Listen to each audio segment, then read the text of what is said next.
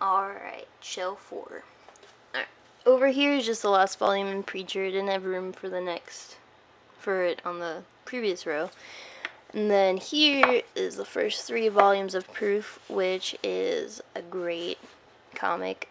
Sadly, it didn't last as long as I wish it had, but it's really good. It's just like if Bigfoot was in X-Files, pretty much. It's really good. I need to get the last 2 volumes.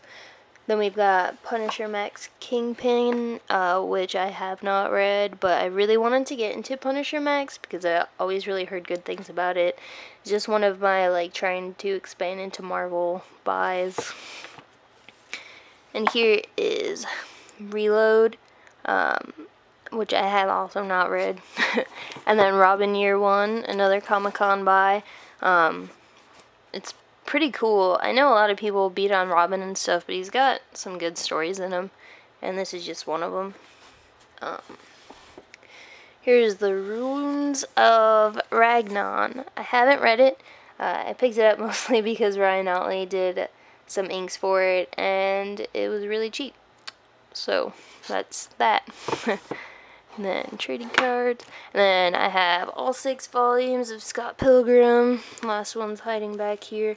I haven't watched the movie yet, but mostly I'm apprehensive about it just because all 6 volumes in one movie, but obviously I've heard good things about it. It's a scrap metal. It's pretty much an art book by Scott Morse, who did Magic Pickle. He's got some really cool art styles, well, a cool art style, I guess, and so when I saw that, I really wanted it. It's just one of those sentimental things. Here's Sea of Red, all 3 volumes. It's a cool story about, pirates and vampires. I don't know, some people think vampires are played out. Maybe they are, but this is a good book, regardless. And then we've got all 7 volumes of Sin City.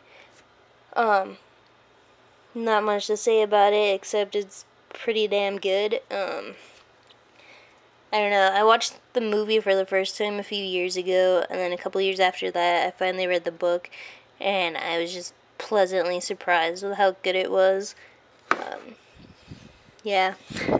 And then there's Singularity 7 by Templesmith.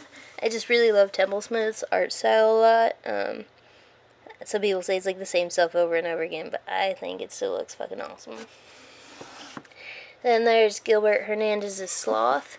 I had put this on my to-read list years ago, and I finally got a copy of it maybe 2 months ago, and I still have not read it. And this is Snaked. It just looked like a really cool title, so I bought it when I could, just for a couple bucks. Still in my to-read pile.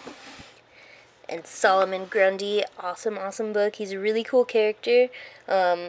This mini was just really good. I don't know, made me laugh, made me like him a whole lot. And then Solomon Kane, which I haven't read, of course. And then 2 volumes of the Spaghetti Brothers.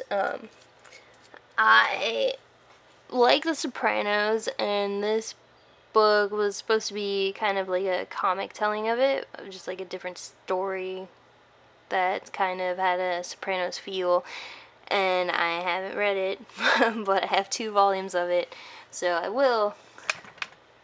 And then here is Starbright and the Looking Glass by Jonathan Luna.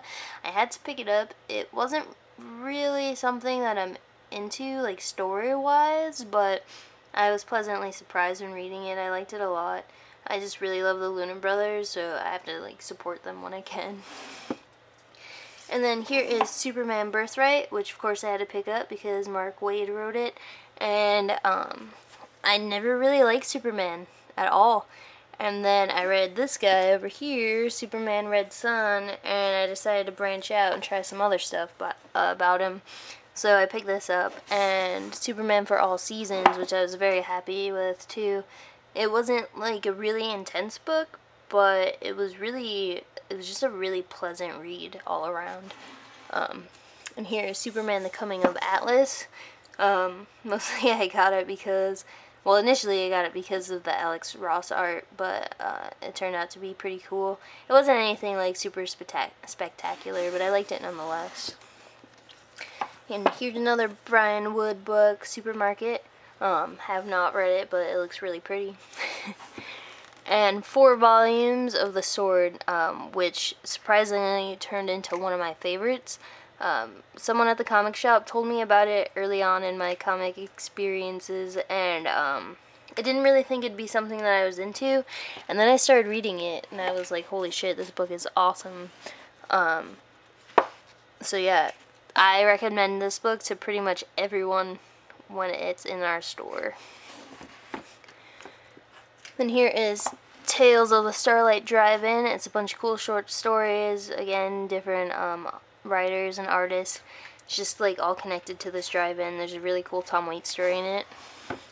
And here are 2 volumes of Tank Girl. Tank Girl is just awesome. If you don't know that by now, then you should definitely figure it out. Here's Transhuman. It's a pretty cool story. Definitely worth buying the trade for. Jonathan Hickman just has like these really far out ideas, and he executes them pretty well. Here is the start of Transmetropolitan. We have Tales of Human Waste, the 0 volume, and then the first 2 of the newer printings.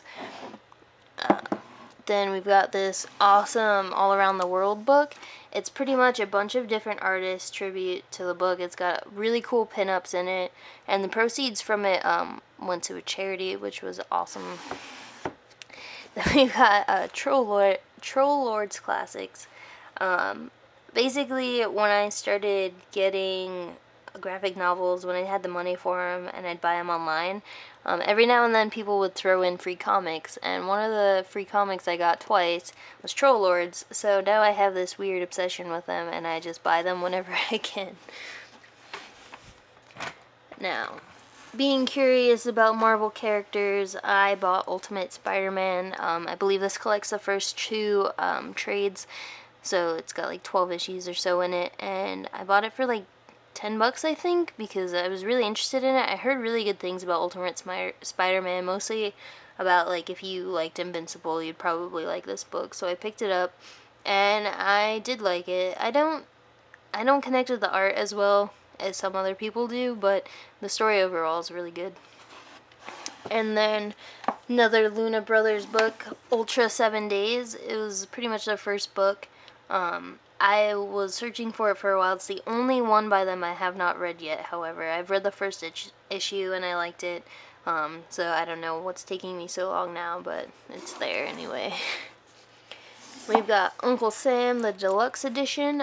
Alex Ross art, of course, always a good move to buy some of his stuff. The story's crazy. It's just some homeless man thinks he's Uncle Sam, and then hilarity ensues. And then Underwater Welder by Jeff Lemire, his newest creation, graphic novel. I want to read this thing so bad, but I don't want it to be in my red pile just because then I won't have it to read anymore, I guess. Which makes no sense at all, but alas, it still sits here unloved. And then V for Vendetta trade, just a really good book. I had seen the movie a couple years ago with a friend, and I thought it was kind of cool, and then I read the book, and now I hate the movie. And then we've got Venom, Rick Remender and Tony Moore. I just really like them as a team, and I thought seeing Tony Moore do like a Spider-Man / Venom book would be really cool, so I picked this up like really fast. It is pretty cool. It's kind of weird, but I like it. And then we have Violent Cases by Neil Gaiman and Dave McKean, another awesome, really good team. Dave McKean, again, I love his work, and Neil Gaiman's just awesome. And then we have Brian Otley's art book, Violence and Pinwheels.